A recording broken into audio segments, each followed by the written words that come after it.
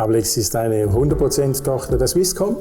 Wir bieten Schwachstrom- und Starkstromanlagen an im Bereich Elektromobilität, von der Planung über die Montage, Installation, inklusive Tiefbau, Inbetriebssetzung und After-Sales-Service.